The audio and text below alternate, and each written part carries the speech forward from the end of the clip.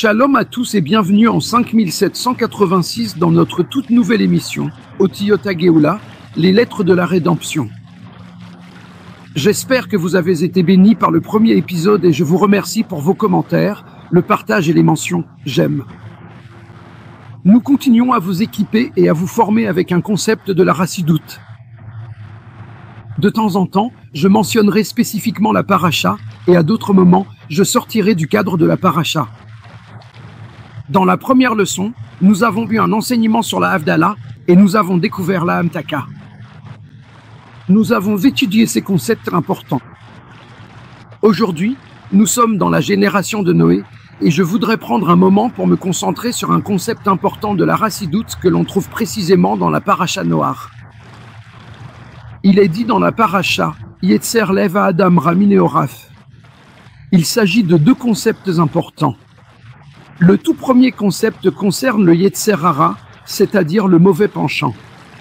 Selon notre compréhension, nous avons tous en nous deux penchants, deux Yetzarim, qui sont les suivants, le Yetzer Hara et le Yetzer Hatov, le bon penchant. Or, à l'époque de Noé, tout comme dans les jours précédant la venue du Mashiach, il est dit qu'il y aura une augmentation du Yetzer Hara, comme cela est écrit au chapitre 8, verset 21, et cela commence déjà parmi les jeunes.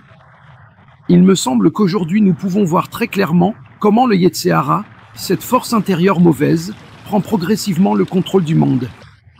Or Araïm pose la question suivante. Pourquoi Hachem, le créateur, d'un monde si extraordinaire et magnifique tel que l'humanité, pourquoi donc Hachem lui a-t-il donné une telle capacité à faire le mal en utilisant le Yetzer Hara? Comme il est dit dans Pirkei Avot, L'fumte zedara agra, aujourd'hui nous allons en parler. Et je vais vous expliquer cela à travers un principe important, un principe fondamental, si vous voulez comprendre non seulement la venue du Messie, mais aussi le Nouveau Testament. Il s'agit du concept de Matan Hasarar.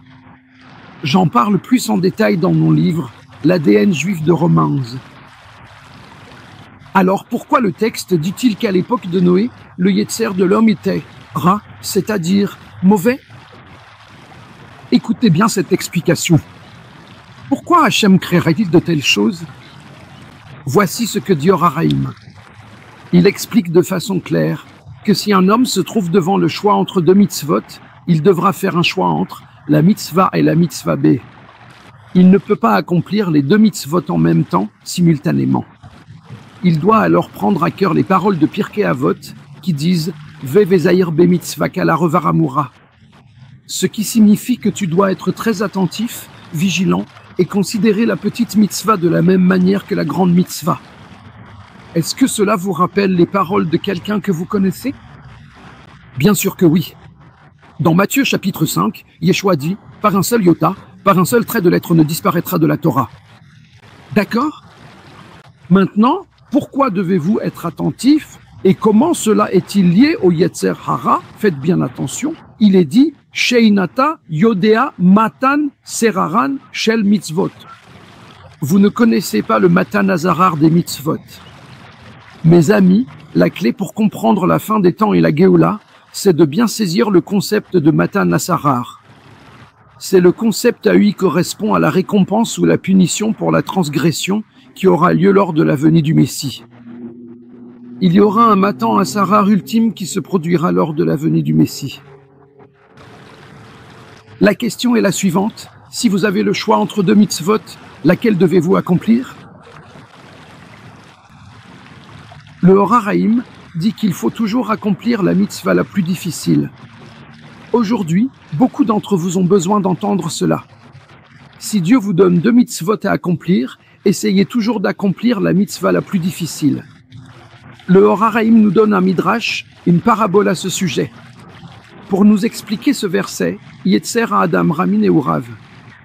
Il raconte l'histoire d'un érudit de la Torah qui étudiait toute la journée, sa famille s'est bien agrandie et pour subvenir aux besoins de sa famille, il a dû ouvrir un commerce. Il ne connaissait pas grand-chose au commerce.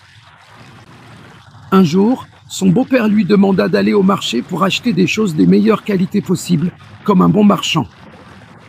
Mais il se demanda comment il pourrait savoir quelle chose choisir. Comment distinguer entre une bonne marchandise et une mauvaise marchandise? Comment savoir quel est le prix exagéré et quel est le bon prix? Comment savoir ce qui a de la valeur et ce qui n'en a pas?